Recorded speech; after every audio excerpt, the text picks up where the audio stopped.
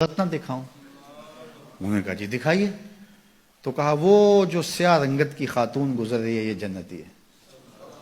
تو انہوں نے کہا وہ کیسے؟ کہا ایک دن یہ حضور کے پاس آئی اور آقا کریم سے کہنے لگی حضور میرے لیے دعا کر دیجیے، مجھے مرگی کے دورے پڑتے ہیں تو میں گر پڑتی ہوں، تو آپ میرے لیے دعا کر دیجیے میں اس بیماری سے بچ جاؤں.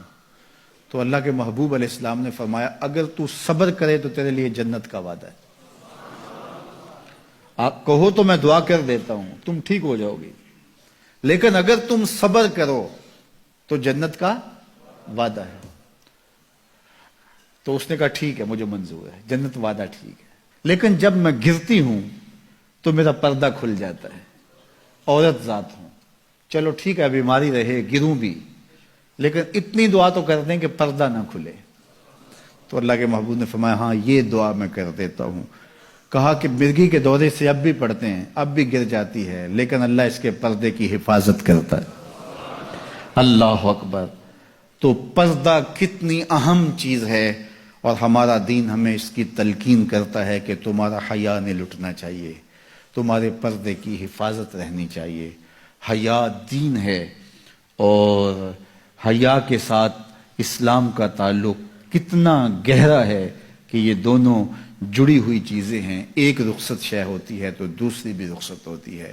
مجھے بھی آپ کو بھی عملی کوشش بھی کرنی چاہیے کہ یہ جو ذرائع ہیں حیا باختگی کے، ان سے اپنے آپ کو اور اپنی نسل کو بھی بچایا جائے، اپنی معاشرت کو بھی بچایا جائے. اور دوسری بات کہ ایمان کی تکمیل تو حیا سے ہی ہے. یہ باڑ ہے ایمان کے لیے، اگر یہ باڑ اتر گئی تو ایمان پر حملہ ہو جائے گا. تو ہم مغرب کی نقالی میں اس کو ترقی نہ سمجھیں. اگر حیا باختگی لباس مختصر بلکہ اتار دیا جانا یہ ترقی اور کامیابی ہوتی تو پھر تو کعبہ اللہ کا ننگے طواف لوگ کیا کرتے تھے، وہ ترقی یافتہ ہوتے. تو برہنہ ہو جانا یہ حیوانیت کی طرف سفر ہے، یہ کامیابی نہیں ہے، یہ عروج نہیں ہے، یہ فیشن اور ترقی نہیں ہے، یہ تو اخلاقیات سے کنارہ کشی ہے، یہ تو حیا باختگی ہے. اسلام ایک روشن خیال دین ہے، اسلام ترقی یافتہ دین ہے، اسلام انسانی مزاج سے ہم آہنگ دین ہے، انسانی ضروریات کے تقاضوں کو پورا کرنے والا دین ہے. انسانیت سے، ہمارے مزاج سے، ہماری فطرت سے ہٹ کر کوئی دین نہیں ہے. تو نفس کی تسکین اور ہے، روح کی تسکین اور ہے.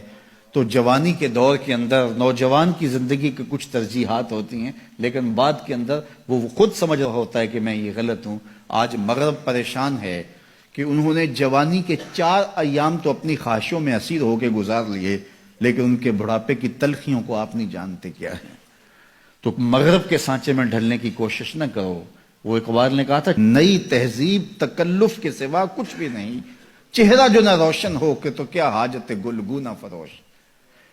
اندر کچھ ہو ہی نہ اور اوپر میک اپ کیا ہوا ہو تو وہ تو کبھی اترے گا، جب اترے گا تو نیچے سے کیا بلا نکلے گی.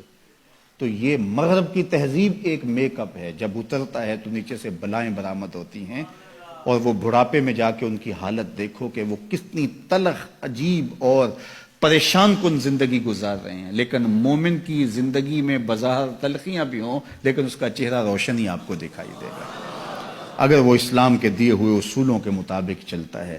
تو مشرق کو کبھی بھی مغرب کی نقالی نہیں کرنی چاہیے.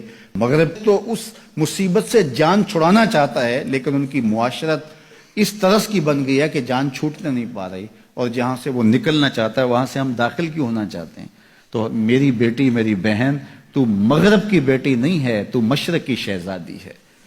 تیرا برقع، تیری چادر، تیرا حجاب تیری آبرو کا پہرا ہے. جب تو سمٹتی ہے تو معاشرہ پھیلتا ہے. تیرا حیا ہی تیری زندگی کا تیور ہے اور یہی تیرا نور ہے. اور نوجوان کی آنکھوں کے شرم و حیا کے تلے عبادت کی لذت رکھی گئی ہے. اگر آپ چاہیں کہ عبادات میں لذت نصیب ہو، سجدے میں قرار نصیب ہو، اپنی نگاہوں کی حفاظت کر کے دیکھو، سجدے میں سرور آنا شروع ہو جائے.